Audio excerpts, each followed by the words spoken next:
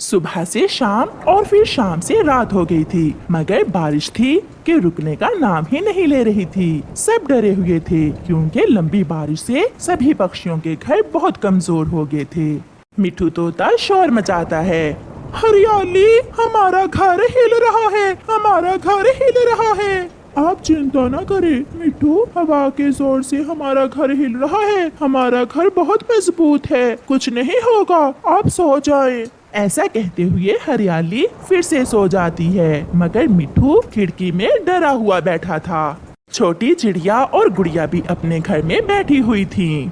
मम्मा, क्या बात है, आप कोई बात नहीं कर रही हैं? आज आप इतना चुप चुप क्यों हैं? थोड़ी देर बाद एक लंबी सांस लेने के बाद मम्मा चिड़िया बोलती है, कल से बारिश हो रही है, रुकने का नाम ही नहीं ले रही बारिश। ये सुनकर गुड़िया हंसने लगती है।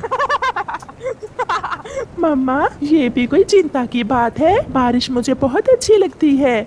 हमारा घर नदी के ऊपर है और ऐसी बारिश से नदी का पानी ऊपर तक आ चुका है, मुझे डर है बेटा।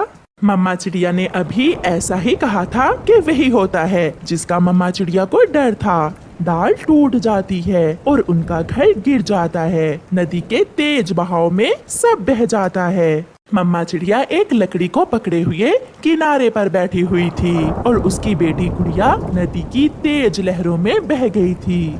गुड़िया, मेरी बेटी, आप कहाँ हो?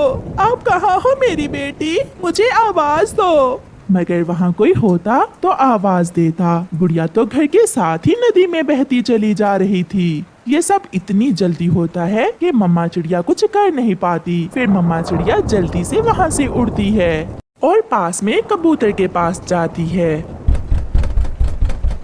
चिड़िया बहन, आप ऐसी बारिश में यहाँ, सब ठीक तो है? कबूतर भैया, मेरा घर टूट गया और मेरी बेटी नदी में बह गई है। ये तो बहुत बुरा हुआ। कबूतर भैया, मेरी बेटी को ढूंढने में मेरी मदद करें, मेरे साथ चलें। चिड़िया बहन, आप देख रही हैं, बारिश बहुत तेज हो रही है। हम कबूतरों के पंख बहुत नाजुक होते हैं, हम बुलंदी में तो उड़ सकते हैं, मगर बारिश में उड़ना हमारे बस की बात नहीं।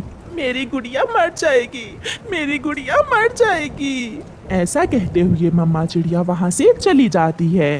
ठीक है चिड़िया बहन, मैं आपके साथ जाता हूँ। तोता चिड़िया के साथ जाने ही वाला था कि उसकी पत्नी हरियाली पीछे से बोलती है, चिड़िया बहन, गुड़िया कहाँ बची होगी? वो तो मर गई होगी। आप क्यों अपनी जिंदगियां भी दांव पर लगा रही हैं? बारिश नहीं, तेज तूफान है और ऐसी तूफानी बारिश में रात के समय उड़ना ठीक नहीं है। मिट्ठू, आपको तो बुखार भी है। बुखार तो है मुझे। और चिड़िया बहन? मिट्ठू की बात सुनकर चिड़िया समझ गई थी कि मिट्ठू भी अब उसके साथ जाने वाला नहीं है। चिड़िया वहाँ से भी चली जाती है। अब तो कौवे ही थे जो चिड़िया की मदद कर सकते थे, इसलिए चिड़िया जल्दी से कौवों के घर की तरफ जाती है। चिड़िया, अंदर आ जाओ, बाहर तो तेज बारिश है। मेरी बच्ची, मेरी गुड़िया नदी में बह गई है, मेरी मदद करें, मेरी गुड़िया को बचा ले, मेरे साथ चलें। चिड़िया के आंसू देखकर गोरी कौवी को चिड़िया पर बहुत दया आती है और वो अपने पति कालू कौवे को आवाज देती है, कालू, कालू, बाहर आओ, जल्दी करो।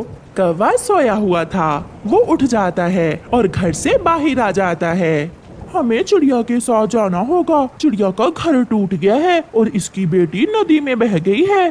जल्दी करें वरना बहुत देर हो जाएगी।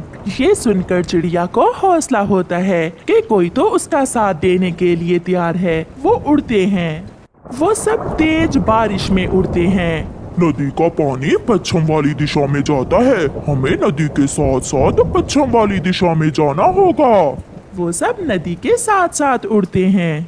बचाओ, बचाओ, मुझे बचाओ, मैं डूब रही हूँ। गुड़िया ऐसे मदद की गुहार लगा रही थी। एक बारिश, दूसरा आधी रात। कौन था वहाँ जो मासूम गुड़िया की आवाज सुनता? उसका पंख लकड़ी के नीचे था और वो टूटे हुए घर के साथ तेजी से बहती चली जा रही थी। ये कौन है? आधी रात को कौन आवाज दे रहा है? बचाओ, बचाओ, मुझे बचाओ। बुलबुल खिड़की में से बाहर देखती है, उसे नदी में कुछ बहता हुआ दिखाई देता है। ये देखकर बुलबुल अपने घर से बाहर निकलती है। ये तो कोई छोटी चिड़िया है जो नदी में बह गई है, मुझे इसकी मदद करना होगी।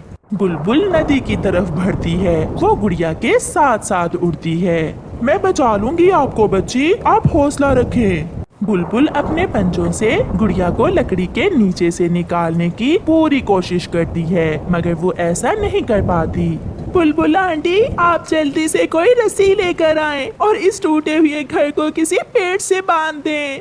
बुलबुल वापस उड़ती है और अपने घर से रस्सी लेकर आती है। तब तक गुड़िया और टूटा हुआ घर दूर निकल गए थे, मगर बुलबुल तेजी से उड़ती हुई वहां जाती है और रस्सी को एक लकड़ी से बांधकर पेड़ के गिर्द चक्कर लगाती है, जिससे गांठ बन जाती है और वो टूटा हुआ घर नदी में रुक जाता है।